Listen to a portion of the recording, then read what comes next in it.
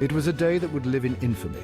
The streets of Saigon, once filled with hope and the promise of a free South Vietnam, were now filled with fear, panic and chaos. On April 30th, 1975, the capital of South Vietnam, a city once protected by the full might of the United States, was about to fall. This day marked not just the end of the Vietnam War, but the end of an era. For years, South Vietnam had been holding off the North Vietnamese forces with the help of American troops, air support and supplies. But by the mid-1970s, everything had changed. In 1973, the Paris Peace Accords had officially ended. Direct US involvement in the Vietnam War, but it left the South vulnerable to continued attacks from the North. Without US troops on the ground and with dwindling military aid, the South Vietnamese government struggled to maintain control. By the beginning of 1975, the North Vietnamese army launched a full-scale offensive to finally reunite the country under communist rule. City after city fell, and the South Vietnamese forces, demoralized and undersupplied, were unable to resist. In late April, the North Vietnamese began to encircle Saigon. The world watched as a massive humanitarian crisis unfolded. April 29, 1975, just one day before the fall of Saigon, marked the beginning of Operation Frequent Wind, the largest helicopter evacuation in history. Thousands of people flooded toward the US Embassy and other evacuation points, desperate to escape before the North Vietnamese could take the city. Helicopters roared overhead, landing on rooftops and shuttling people to waiting US Navy ships off the coast. The embassy was overwhelmed as frantic citizens, South Vietnamese officials and their families scrambled for a place on the helicopters. For many, it was the difference between life and death. Meanwhile, South Vietnamese President Nguyen Van Thieu had already resigned on April 21st, fleeing the country after realizing there was no hope left. He bitterly blamed the United States for abandoning South Vietnam. Thieu's departure left the city in disarray, with no effective leadership to organize a defense or negotiate terms of surrender. His successor, Duong Van Minh, who had only been in office for 2 days, found himself powerless as the North Vietnamese advanced. As the evacuation continued into the early hours of April 30th, North Vietnamese forces pressed closer. The streets of Saigon were filled with confusion, and the sounds of artillery and gunfire grew louder.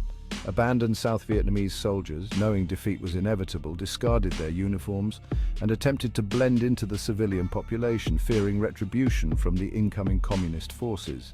By the morning of April 30th, the North Vietnamese tanks breached the defenses of Saigon. At 10:24 a.m., a North Vietnamese tank crashed through the gates of the presidential palace. Inside, President Duong Van Minh surrendered to the North Vietnamese forces, declaring, "I declare the Saigon government is completely dissolved at all levels." The surrender was the final symbolic end of the Vietnam War. While the North Vietnamese celebrated their victory, the scenes inside Saigon were ones of despair. Thousands of people had been left behind in the chaotic evacuation. The lucky few who had escaped boarded helicopters in the final hours before the North Vietnamese took control, including US Marines, diplomats, and some South Vietnamese officials. For those left behind, life would change forever. In the immediate aftermath of the fall, the new communist government began its consolidation of power. Thousands of South Vietnamese who had worked with the US or the South Vietnamese government were arrested and sent to re-education camps, where many would spend years undergoing forced labor and indoctrination. Families were separated, and fear of retribution loomed large over the city. Over the following years, more than 1.5 million Vietnamese fled the country in one of the largest exoduses in modern history. Known as the Boat People, many of them attempted perilous sea journeys in overcrowded boats to escape the harsh realities of communist rule. Some found refuge in neighboring countries, while others tragically perished at sea. For the United States, the images of helicopters taking off from the US Embassy roof became an enduring symbol of the war's bitter end. The evacuation, though successful for many, underscored the defeat and the chaos that followed years of American involvement in Vietnam. The war, which had cost over 58,000 American lives and millions of Vietnamese lives, ended not with victory but with retreat and loss. In the years that followed, the fall of Saigon was widely regarded as one of the most significant and dramatic moments of the 20th century, marking the end of a long and divisive war that left deep scars on both the US and Vietnam. The impact of this event resonated not only in Southeast Asia but across the world, shaping global politics and military strategy for years to come.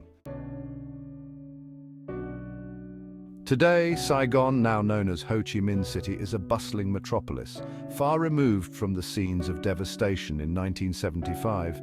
But the memories of that day linger, both in the minds of those who lived through it and in the history books, as a poignant reminder of the fragility of power, the cost of war, and the human capacity to endure even the darkest of days.